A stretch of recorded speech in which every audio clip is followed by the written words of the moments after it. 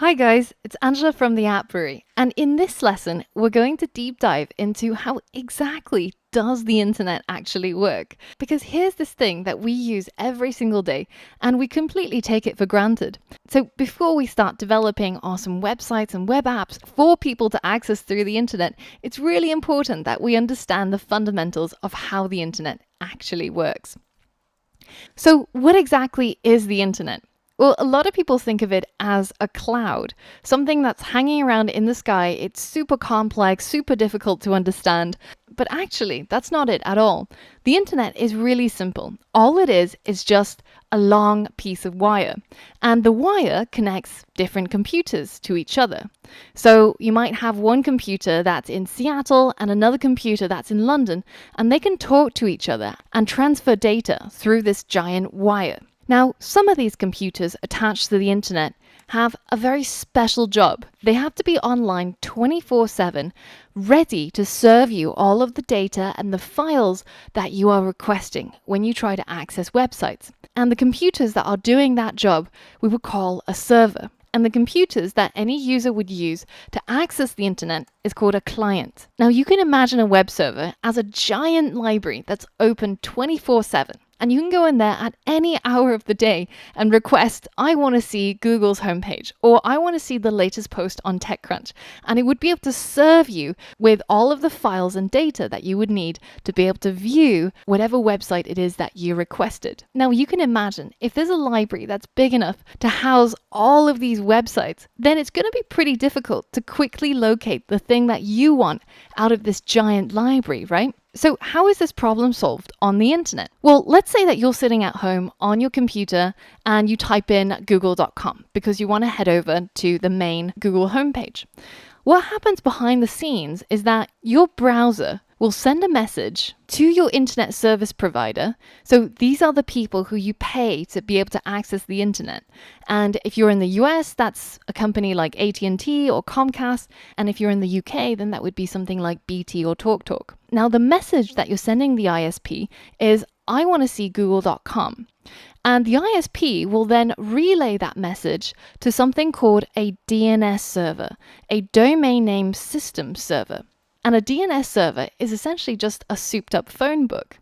And what happens when you make that request through your browser is the DNS server will look up in its database as to what is the exact IP address of that website that you're trying to access. And every single computer that's connected to the internet has an IP address. This is like a postal address for your computer, so that when people need to send and receive files on the internet, each computer can be located by their unique IP address. And once the DNS server finds the IP address, it sends that back to your browser. So now you know the exact address where you can find the Google homepage.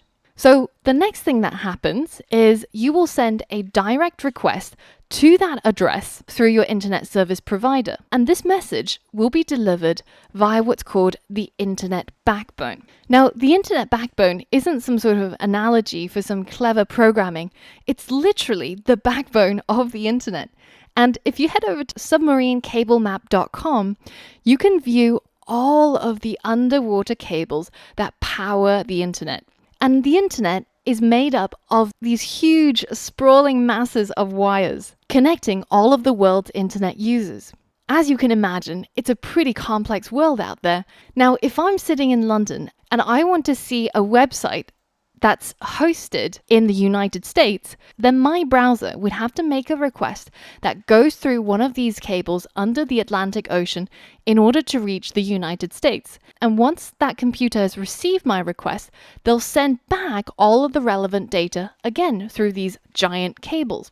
And to navigate all of this crazy underwater and above water wires, all I have is an IP address. It's like as if I'm sending a letter halfway across the world, and my only hope for my letter to reach my friend is that postal address on the front of the envelope. So once I've gotten the IP address of the website that I want to access, then my browser sends another message through the internet service provider via the internet backbone to the server that is located at that address, 216.58210 210.210.46.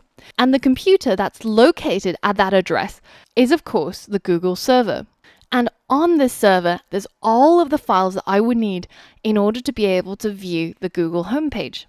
So the server then sends all of those files back to me through the internet backbone, and I get to see the Google homepage in my browser. And all of that happens in a matter of milliseconds. And just to imagine the journey that my data has gone on, traveling through the world thousands of times per day. So why don't you give it a go? Open up your browser and type in 216.58.210.46 and hit enter to see the Google homepage being served up to you through the internet.